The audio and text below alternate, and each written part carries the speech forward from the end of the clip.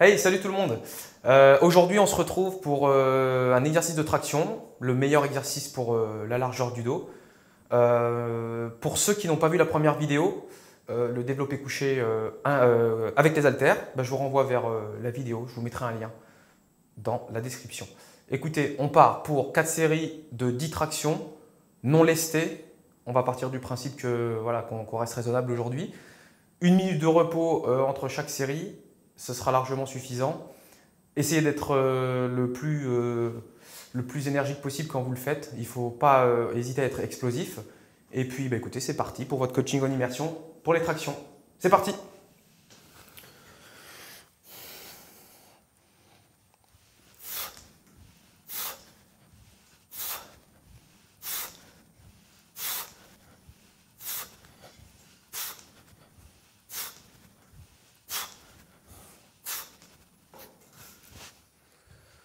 Allez, 1 minute de repos. Donc on essaie de tendre les bas en bas, vous avez vu. En haut, on essaie de passer le menton. Ça ne sert à rien de monter forcément plus haut. Et puis, donc, pour ceux qui ont du mal avec les tractions, vous pouvez le faire en prise supination, comme ça. C'est un petit peu moins compliqué. Ça bosse un petit peu plus les biceps, un petit peu moins le dos. Et pour ceux qui ont de la force, vous vous lestez, vous achetez les ceintures de lest et puis vous vous lestez au fur et à mesure chaque semaine. Donc, à adapter en fonction de votre niveau. Et pour ceux qui, dans leur salle, ont la possibilité de les faire en prise serrée comme ça.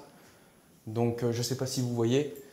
C'est l'idéal en fait. C'est l'idéal parce que on est en prise neutre, on n'abîme pas les poignets. C'est très sécurisant et c'est le top. Donc, ceux qui ont ça dans leur salle, faites ça plutôt. Ouh, la minute est déjà passée, il faut y retourner. Allez, c'est parti, 10 reps.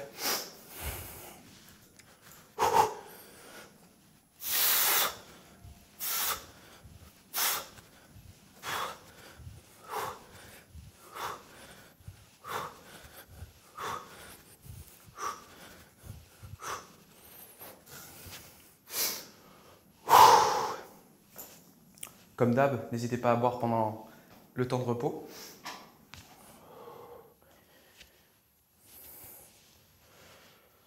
Oui, et pour ceux qui n'ont pas du tout la force pour les tractions, évidemment, vous pouvez faire l'exercice à la poulie haute, donc avec une barre droite ou une poignée, il y a une multitude de poignées. Mais je tournerai une autre vidéo pour vous montrer ça. Pour ceux qui sont encore un petit peu légers au niveau de la force, ou ceux qui n'aiment pas les tractions, qui veulent varier un petit peu.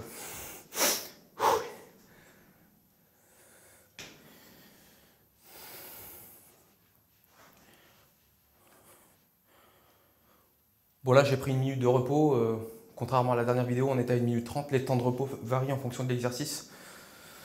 1 minute de repos pour moi ça suffit largement pour les tractions, d'habitude je les fais lesté, donc là pour l'exemple je l'ai fait à vide, donc 1 minute ça suffit largement.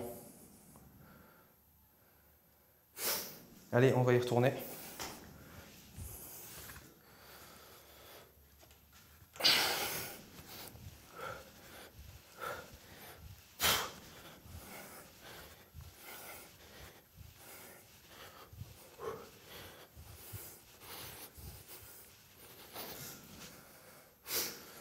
Donc pour la technique aux tractions, le but c'est de décrocher les épaules.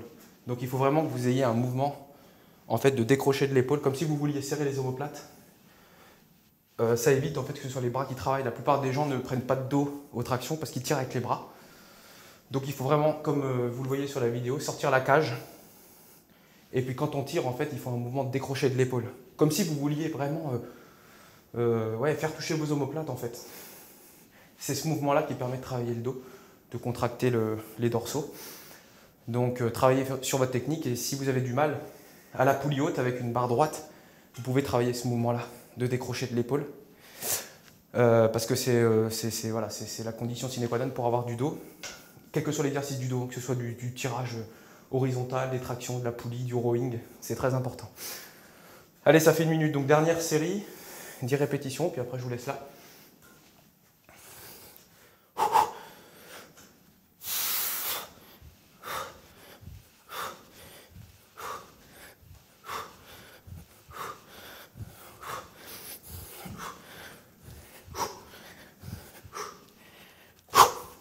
Bon bah écoutez, c'est tout bon pour moi. À placer en premier dans une séance de dos, comme l'exercice que j'ai filmé précédemment, c'est l'exercice de base pour la largeur du dos. Il faut beaucoup d'énergie, c'est polyarticulaire, vous travaillez le dos, les biceps.